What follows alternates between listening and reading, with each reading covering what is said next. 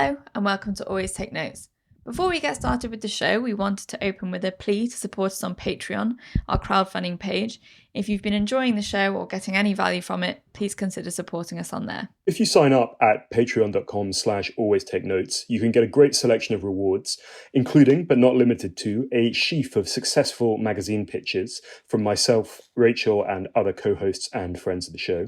And we'd like to give a shout out to one of our most recent Patreons who's just signed up. Rachel, can you give the information? I can. So we'd like to thank Emily Broadmoor for signing up to Patreon. Emily is writing fiction, particularly popular female fiction with a political setting. She's looking for an agent at the minute, but working with a mentoring program with Faber in Australia. So all the very best of luck with your writing going forward, Emily, and please keep in touch and enjoy the show.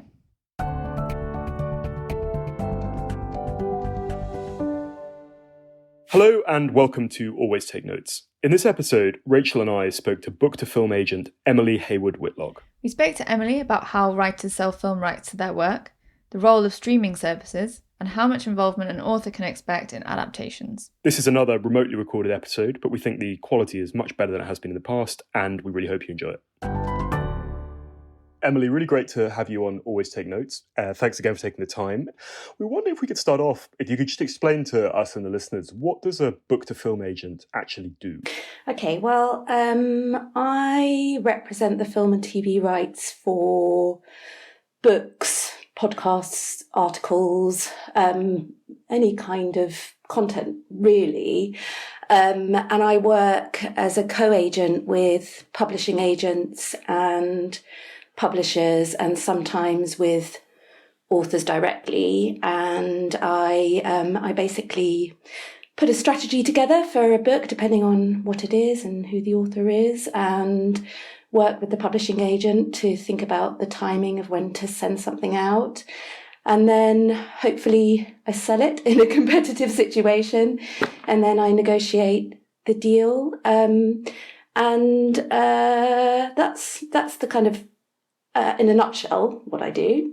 How long has the role existed? In general, not just yours.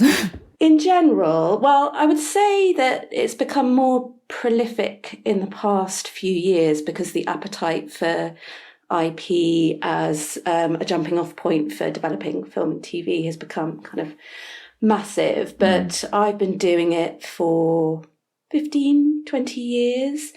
And I remember there were a couple of people that were doing it around the same time as me, but now I'd say there's sort of 8 to 10 book-to-film agents in the UK and many more in America. It's still not that many, right, compared to the number of literary agents and things like that more generally? No. I mean, it's quite a specific thing, I think. I mean, I don't know about the other book-to-film agents. I know a few of them, but the reason that I love doing it is because I love books and I love film and I love television.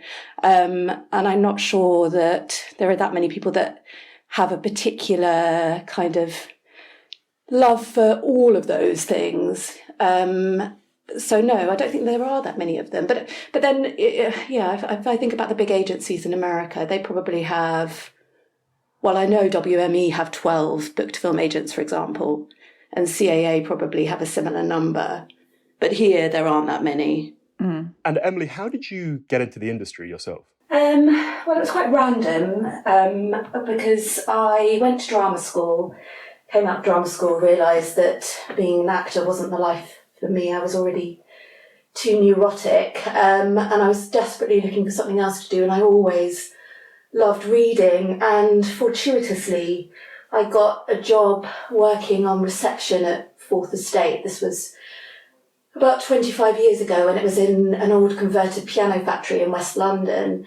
And it was absolutely freezing because at that time there were couriers coming in and out all the time. So I had to be there in this really heavy coat. And quite often at the end of the day, I'd be bright blue and shivering because the door was opening and it was the middle of winter. But I got to read 3 or 4 books a week, and they were publishing things like The Hours and The Diving Bell and the Butterfly and Longitude and all these amazing books. So I actually had quite a nice time down there on my own in the cold.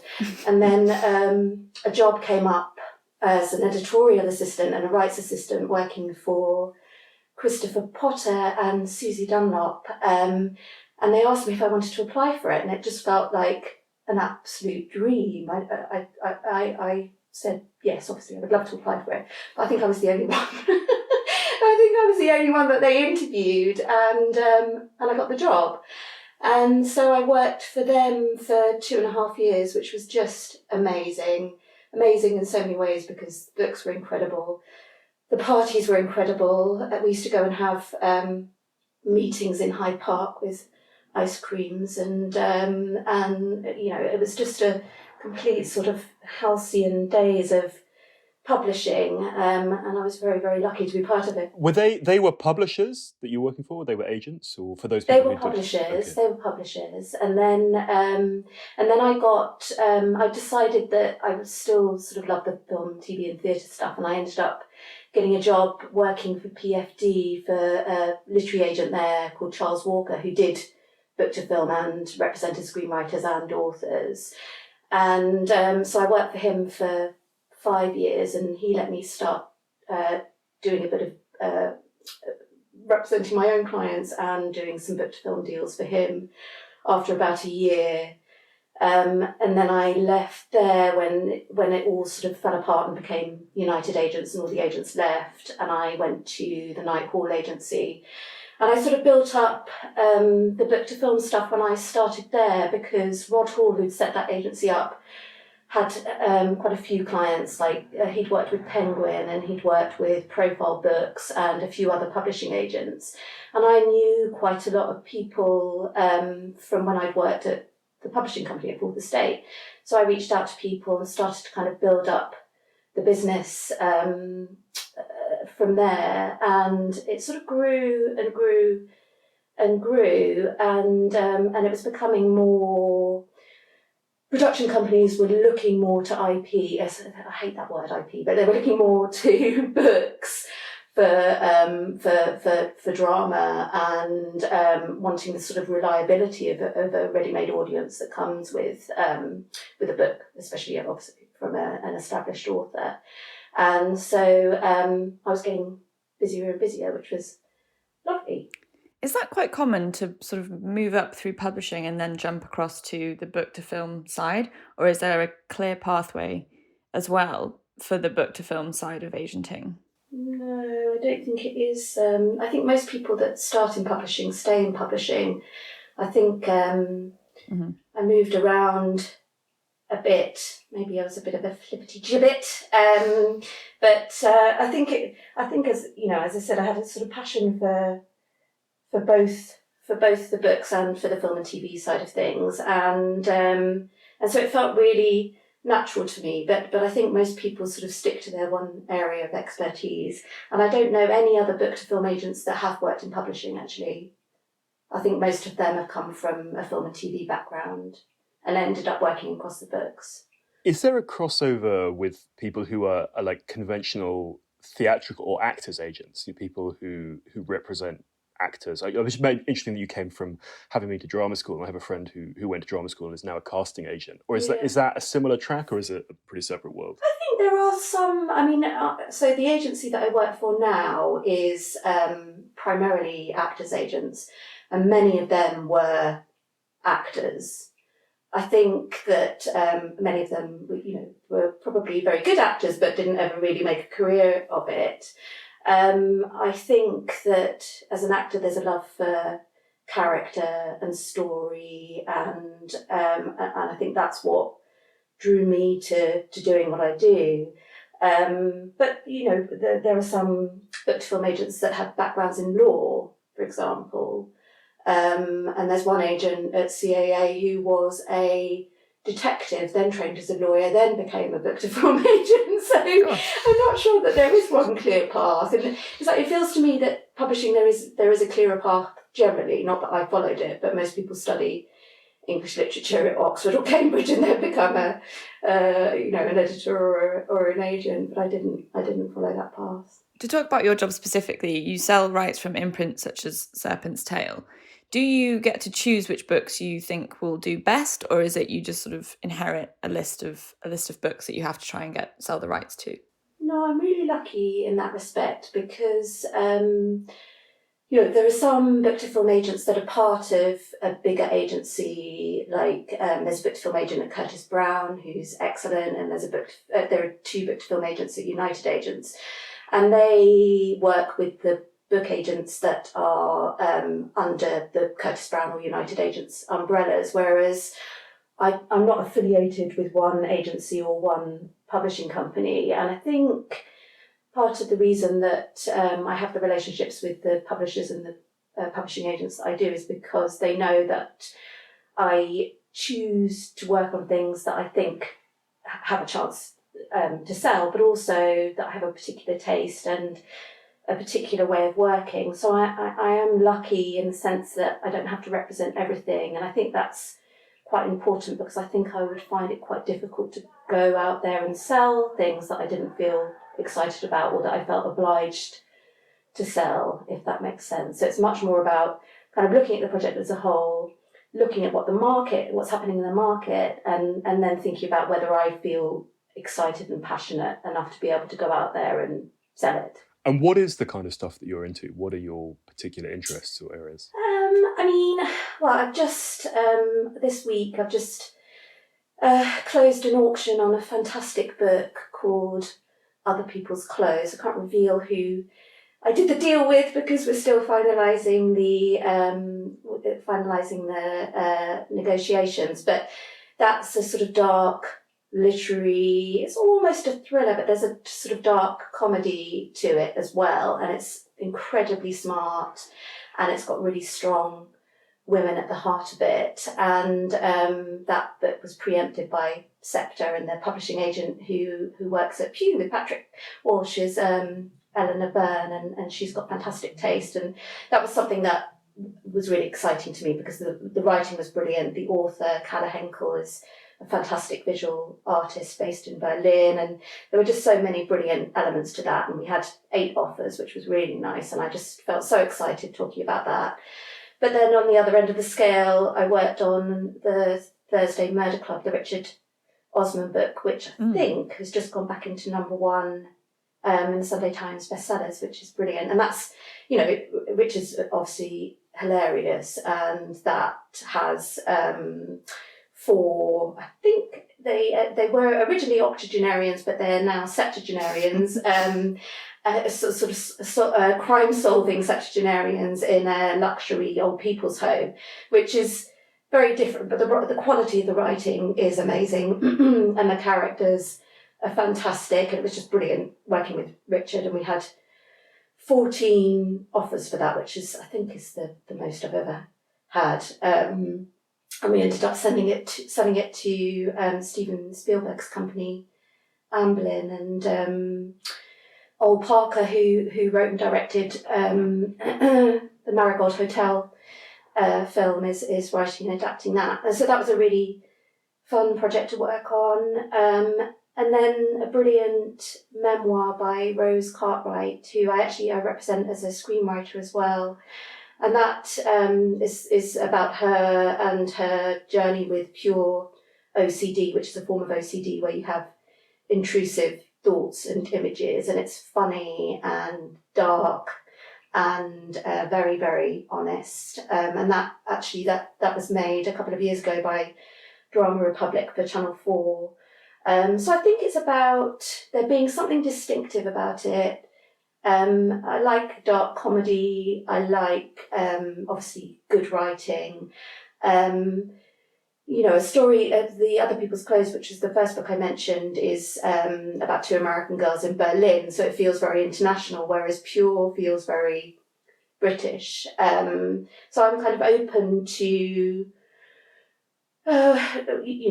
different locations, different time periods, although since we've gone into lockdown, lots of production companies are saying they don't want any international locations because people can't travel. And they're also saying that they don't want anything that's heavily period because it's too expensive. But then, they change their minds and things go in cycles.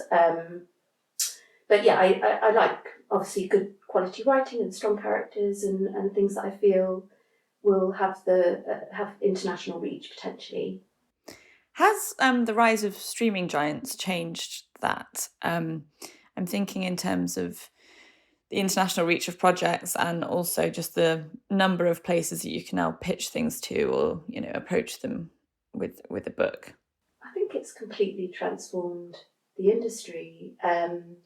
It's sort of, the level of competition is huge, and the way that stories are told has completely changed, because historically, if you were dealing with the traditional broadcasters like the BBC, ITV or Channel 4, they have a particular slot and a show has to fit into that slot, whether it's an hour or half an hour or 45 minutes or whatever it is. And then you've got to kind of work with the ad breaks when you're dealing with Channel 4 and ITV. So they're very sort of formulaic, and so stories can become quite formulaic as a result of that. Whereas the streaming platforms will will create the format for the story. So you might have one episode of a show that's 37 minutes, and then the second episode is 43 minutes.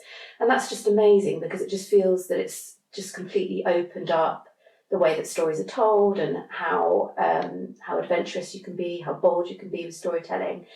And then, of course, the other thing is the budgets. There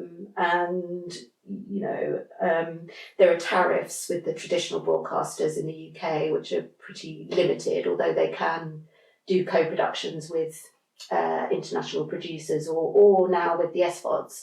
But generally, the budgets on Amazon and Netflix and HBO and all of those streaming platforms are much, much greater. But the way that it's also changed the business is the way that deals are done. So it used to be that the producers would retain lots of the rights and they would be able to exploit them themselves, whereas the streaming platforms expect to take all rights. And that is reflected in the deal for the underlying rights holder, for the author in my case. And then the producer has a slightly different deal. It's structured in a different way, and they end up benefiting from it, but they don't have as much control as they would have had if they were doing a deal with the BBC or Channel 4, for example. So it really has changed the landscape completely, and there are new streaming platforms opening up all the time. And the product that you're selling, is it generally a finished product, like a finished book, a finished magazine article, or do you come in earlier when a non-fiction book is at proposal stage, or a novel has only a few chapters and things? Could you tell us, how does that part work? What stage of the game do you get involved? It really depends on the material. So there's a project about the amazing Maltese journalist Daphne Caruana Galizia, which is being written by her son Paul, and I sold that at proposal stage. And I think with non-fiction that's much easier, because you have a clearer sense of where the story might go if it's based on something that's actually happened, although that story is sort of ongoing. With the Thursday Murder Club, for example, obviously that's only just been published, and I think we did the deal about a year ago, but there was a huge publishing deal for that here and in America. Juliette Mushins is the publishing agent on that, and she did a huge deal. And so sort of when that was announced, I timed my submission for film and television with that, because it felt like I wanted to build on the momentum.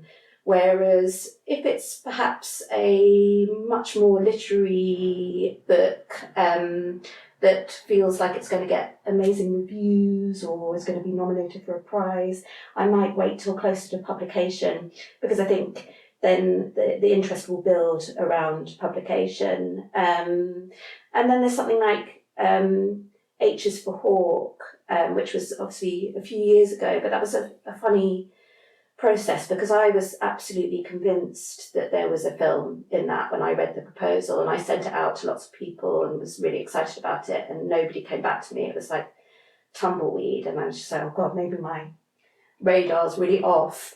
And then it got into when it was published, it got into the New York Times bestsellers lists and got this incredible review in the New York Times, and suddenly everybody was like, oh my God, this has to be a film. This absolutely has to be a film. And I was like, yes, I've been saying this for a long time. And then we ended up doing a big deal and sold the stage rights separately for that, which was nice too. So it sort of depends on on what the story is, but I tend to see the material early and then work with the author and the publishing agent to work out the timing of the submission. And what fraction of stuff that is optioned actually gets made? Oh, well, that's the that's the $1 million question. So I'm really sad because I had 6 shows were greenlit for this year, and 2 of those got made, which is pretty amazing given the current world situation. One of them was an animated series, which all of the animators were able to do remotely, and the other is still shooting now, and they've given themselves an extra long shoot, and they've had to change much of the plot to make sure that the locations are limited and that there's less travel and a smaller cast. But that would have there would have been six more that would have shot this year. It's that production companies develop a lot of projects. Some companies can have between 20 and 30 projects in development at any one time. And although there are many more opportunities with the streaming platforms, stuff getting made, it takes 2 to 3 years for a project to be developed before it can goes into production. That's the average for television, and 4 to 5 years for film. So I would say it used to be tiny. It used to be sort of 5 to 10% when I first started, and I'd say now maybe 30%. That's of stuff that gets optioned, or stuff that gets... That's of stuff that gets optioned, that actually goes into production. Could you explain to those people who aren't familiar with it what an option is, what greenlit means, just the kind of the real basic terms of your industry? Of course. So when a book is optioned, the production company takes an option for a limited period of time. So it's normally, let's say, around 18 months. Some production companies want longer, especially now because of COVID. A lot of companies are asking for 24 months. And they'll pay an amount of money for that. And depending on the level of competition, that can be anywhere from £5,000 to £150,000 and sometimes more. And so that basically gives them exclusivity for that period of time. So let's work with 18 months. So they have 18 months in which to develop that project, which means that they take it to a writer, get a writer's take on it, bearing in mind that most of the sort of more experienced writers are very busy, so that's why they need a kind of longer window of time. They may get a broadcaster on board at that time, and they develop the project perhaps to a first draft script, and then at that point they either get further development from a broadcaster, or a broadcaster makes a decision about whether they want to take the show into production, so they want to greenlight the show. And depending on how many episodes the broadcaster wants, there'll be a sort of mad frenzy to get those episodes written in time for production to actually start. So in terms of how the deal is structured, so the option fee is paid during the option period. If the option's renewed for another 18 months, there'll be an additional fee paid. And that first payment, the first option fee, is set against the purchase price, but the second option fee is in addition to the purchase price. And the purchase price is a minimum amount that will be paid on the first day of shooting of the programme. And then, this is all very technical, and then... No, it's fascinating. Okay, good.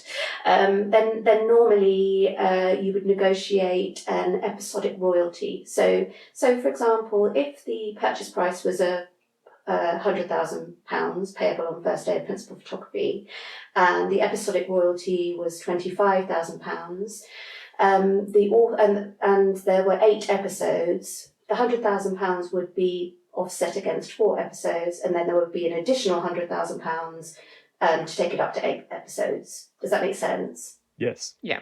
Okay. Ish. In terms of how you get paid, you get a cut of each of those instalments. Yes, exactly. So I take commission from the overall deal.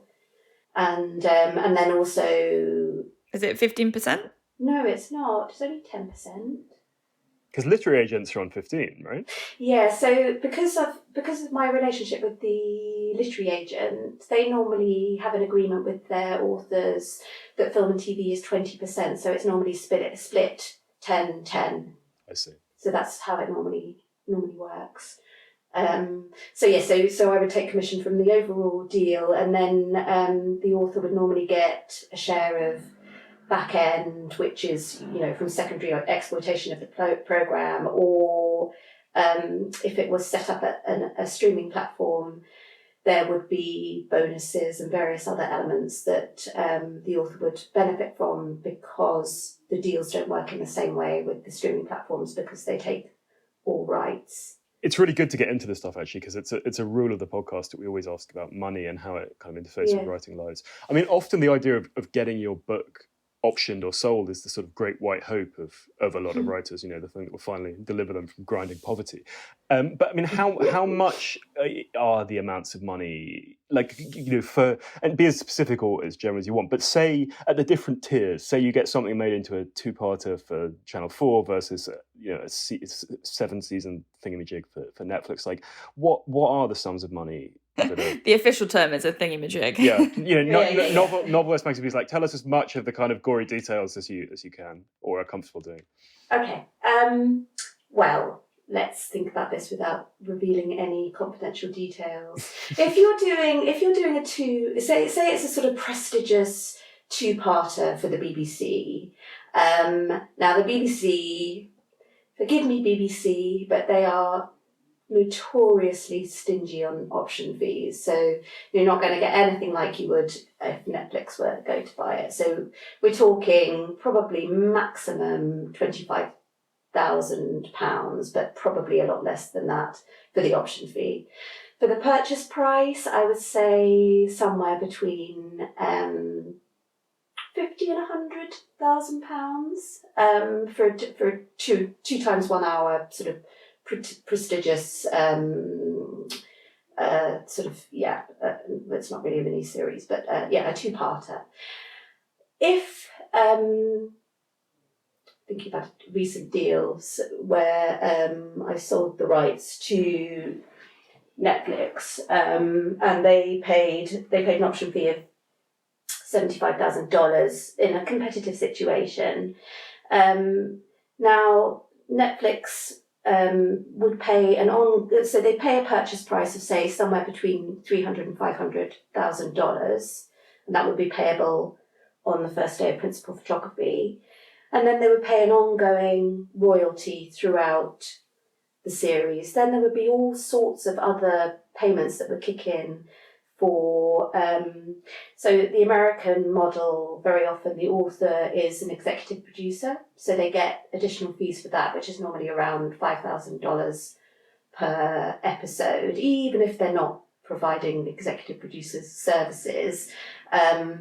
The American model is much more open to having the author sort of as part of the process, which I think a lot of authors like.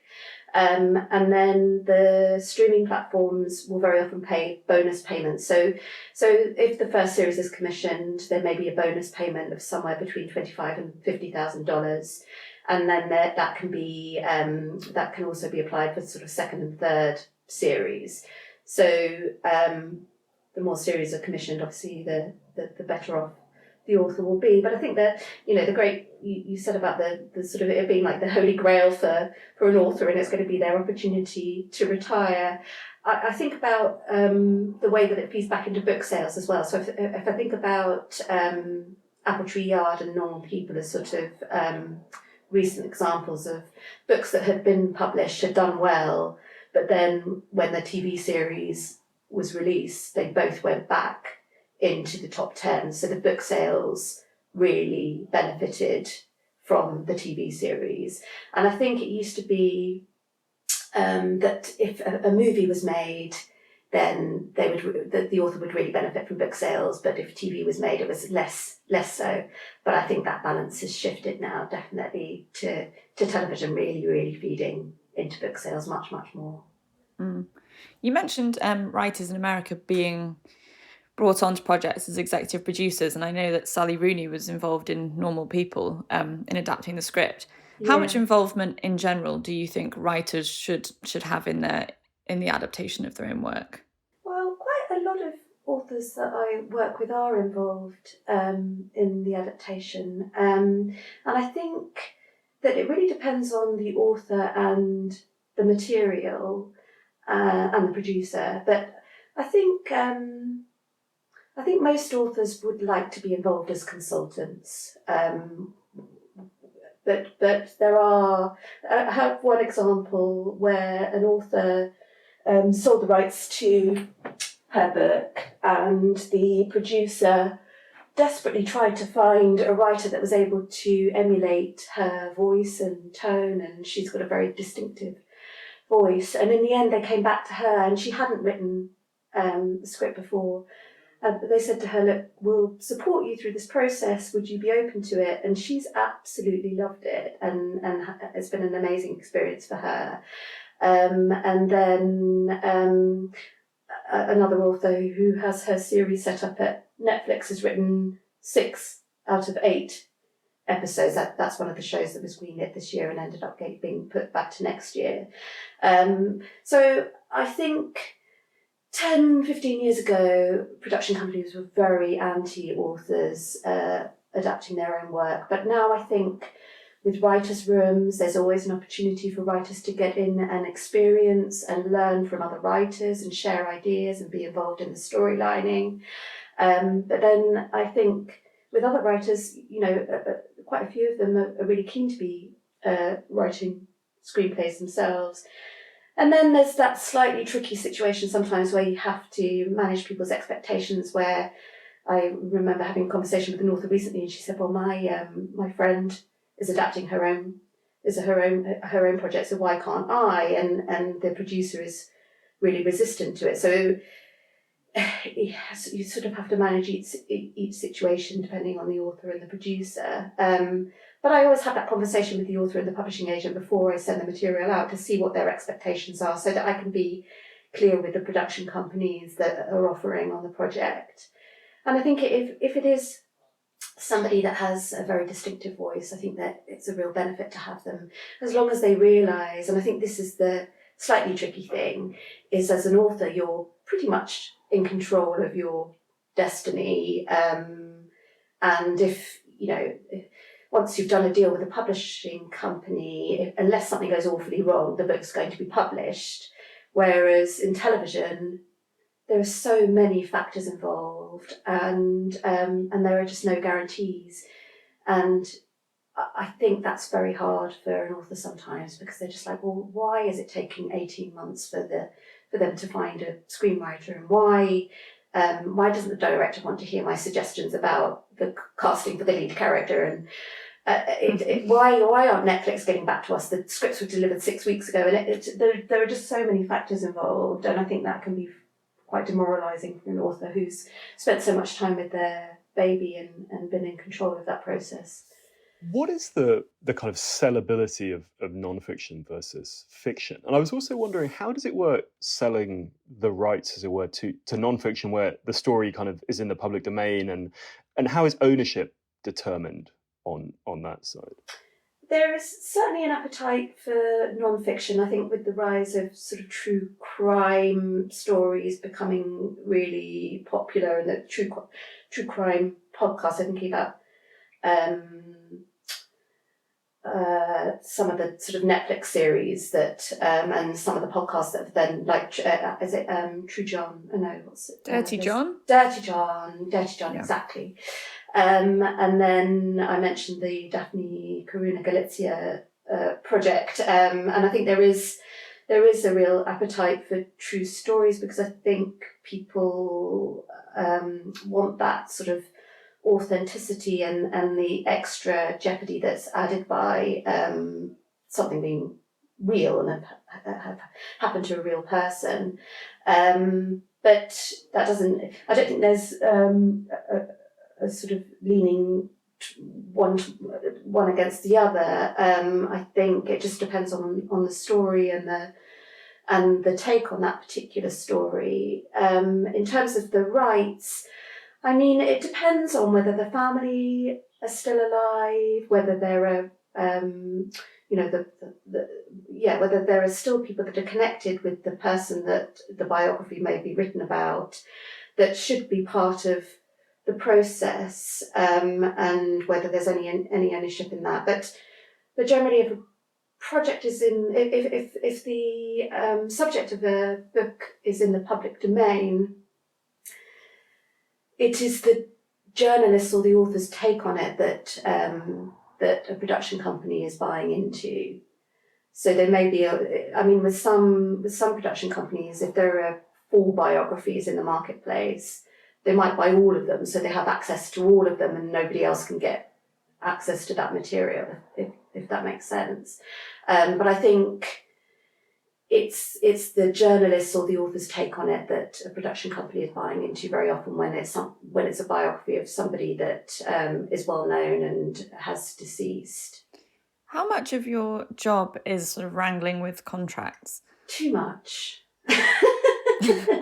I wish I had a bit more legal support, being really honest, because I spend a lot of time toing and froing with American lawyers, and there are points that just come up all the time, and I'm a bit of a stickler, to be honest, and I want to get the best contract that I possibly can, but it would be great to have a bit more legal support. But yeah, I spend a lot of time doing contracts. I mean, I try and balance it out with the stuff that I really love, which is reading and selling material and talking to authors and talking to publishing agents. But I suppose it's good that I spend a lot of time doing contracts because I'm doing a lot of deals, but it can weigh you down a little bit. The piles of paper on my desk and the emails with the lawyers in America can be a bit worrying sometimes. I've been watching, for the sake of my French, Call My Agent, which I'm sure you're familiar with, which is fascinating. But how much, of your time is spent kind of dealing with emotional crises on various sides of the fence, and that kind of sort of people management that is so wonderfully, perhaps slightly exaggerated, but presented in that show? I think that's a sort of ongoing aspect of my job, and something that I kind of quite love in a strange way. I have a client who is sort of struggling emotionally, not just because of COVID, but various issues that are ongoing, and that's inhibiting her writing process. So we're talking on a regular basis, and I'm helping her as much as I can through that, and helping her to sort of see the light and to sort of focus on the ideas that she can work on at the moment, and to take the pressure off a little bit. And then, there are situations where, it doesn't happen very often, but an author may sell the rights to a production company. And this does happen actually, where a production company will say all the right things. They'll say that they'll include the author, and they'll say that they'll go to particular writers, and they'll say that they'll kind of develop it in a particular format, and then everything changes because that's the process of development. And so an author might suddenly say, well, hang on a minute, that wasn't what we agreed at the beginning, and we have to kind of work through that process with the producer, and that can be tough because we have a deal and they have a limited period of time to develop the project. And so there's lots of management, management of relationships, I would say, that I'm involved in. I quite enjoy that aspect of the job. Presumably some of the other relationships you have to manage are with people at production companies and at Netflix and stuff, to see what they're looking for and what's the sort of demand. Yeah, exactly. So I have regular catch-ups, which now are on Zoom, with the sort of development people within production companies and the commissioning execs at the broadcasters, and they'll tell me what their sort of remit is, and obviously that's changed with COVID, as I mentioned, about the international travel and period stuff, or it'll be depending on what they have on their slate. So if they've already got a graphic novel that they're adapting into live action, or if they've already got a medical drama, or they've already got a sort of intimate chamber piece, they may not want another one. Or it might be that a production company is working with a particular writer or director or actor, and they want to develop a project in one area, and they might call me and say, "Oh, have you got anything set in the 50s in Soho about jazz?" And I'll be like, "Well, I'm not sure if I've got, but I've got this." And they'll be like, "Oh, okay, well, we'll have a look at that and we'll talk to so-and-so about it." And that's quite fun because it feels like there's a little bit sort of curation that goes into it, which I kind of like. And, I have to keep in touch with these people regularly and maintain my relationships with them in the same way that a publishing agent would do with editors within a publishing company. And that, I feel like I've got pretty good relationships with them. And what's also interesting is that there are lots of film and television scouts now, and there seem to be more and more year on year, and they are employed by the production companies to talk to publishers, to talk to editors, to scout around for podcasts and articles, and then they sort of produce reports for the production companies and kind of steer them in the direction of the sort of projects that they might be looking for, depending on subject matter, taste, and what else they have on their slate. So I talk to all the scouts quite a lot as well, and I feel like we help each other out. Sort of building up momentum behind projects, and they have particular authors that they like, and so there's a sort of added layer to who I'm communicating with, and they're connected with the production companies. And returning to the financial side, because of the sort of huge sums that these projects cost and so forth, is there the possibility as a book to film agent to make a lot more money than a conventional literary agent would, or is it not as simple as that?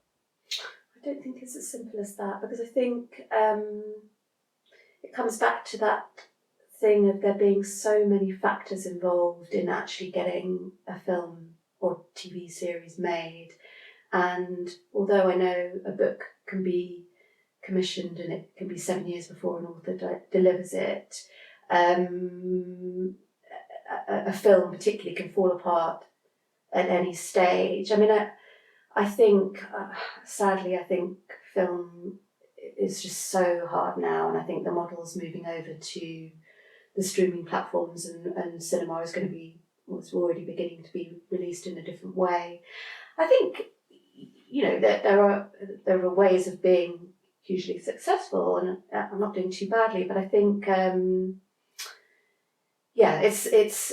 it's a house of cards in some ways, and it can sort of fall apart at any point. And because of the way that the deals work, in terms, the main payment is only made on the first day of principal photography, so the thing has to be made before everybody makes that bigger chunk of money. There's lots of money in between, but it's the holy grail is the first day of principal photography, basically. So we have to get to that point for everybody to really benefit.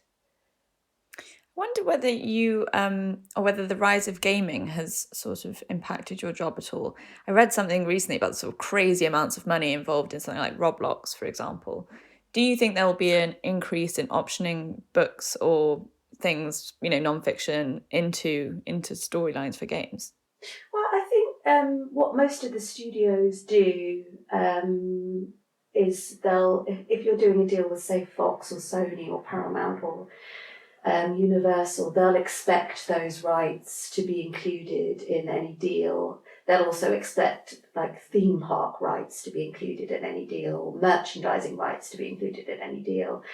I haven't had the experience of a gaming company directly coming to me to acquire the rights, but I think as part of the sort of exploitation of IP within a studio, certainly they're always thinking about ways of spinning off into gaming and merchandising and theme parks and all those sorts of things.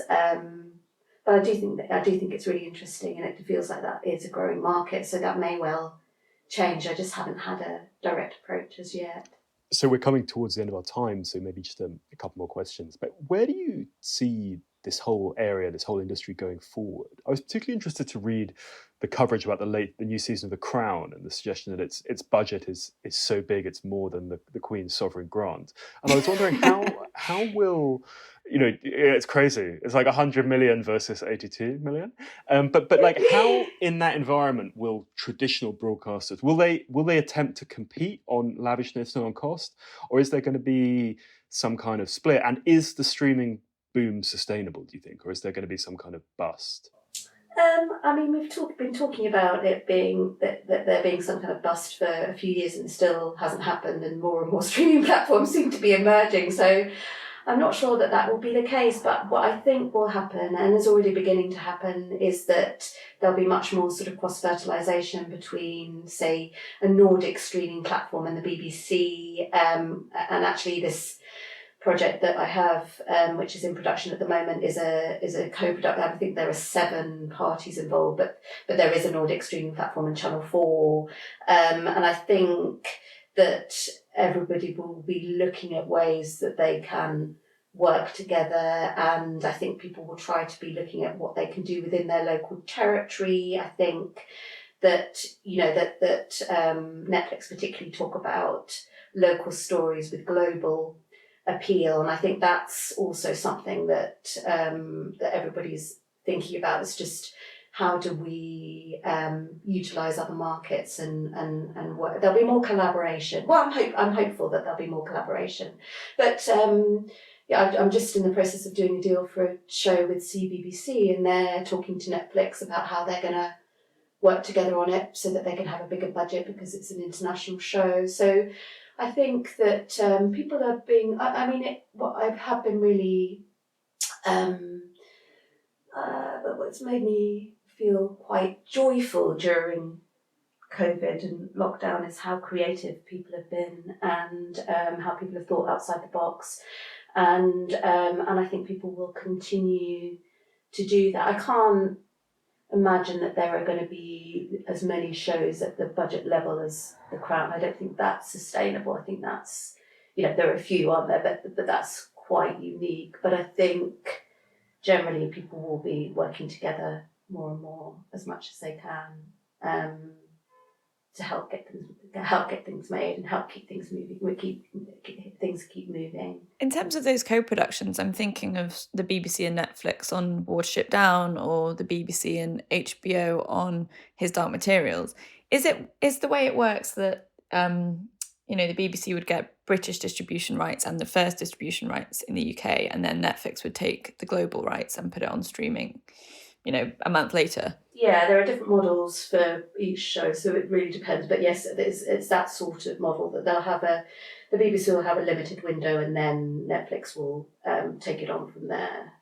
So it depends on what the show is and who the streamer is. But it's that sort of model that they're working with. Yes.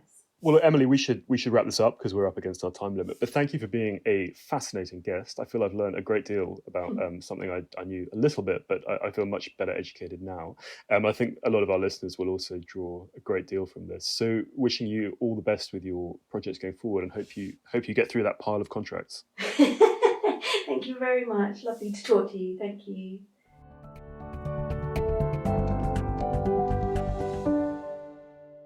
It's us again. Simon, how did you find our interview with Emily? I really enjoyed it, actually. I've been wanting to get a book-to-film agent on the show for a long time. It's one of the areas of the literary landscape that we haven't had so far.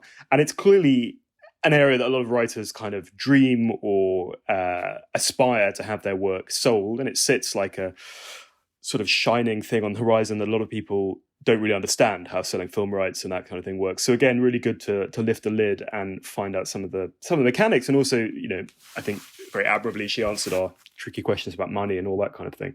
What about you, Rachel? Yeah, she really broke down the different stages and green lighting, options, photography and all of that stuff, which was really insightful and interesting.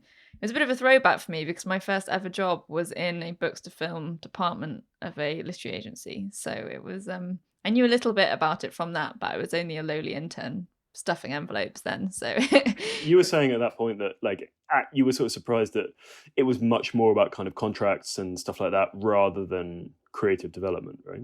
Yeah, but Emily seems to be sort of very creatively involved in it. I don't know whether that comes from not being in-house, whether she gets to sort of pick and choose projects that she thinks will sell better rather than inheriting a list that she has to go away and sort of do her best with. But yeah, some of the books to film agents I've spoken to have said that it's a lot of sort of drafting contracts and the legality of it all and not so much of the fun stuff. Lot of wrangling. Do you think people still stuff envelopes early in their careers? Has that all been superseded by technology? No, I think there's still a lot of envelope stuffing because people really like physical copies of things. That is true. So I can't imagine that's going away anytime soon.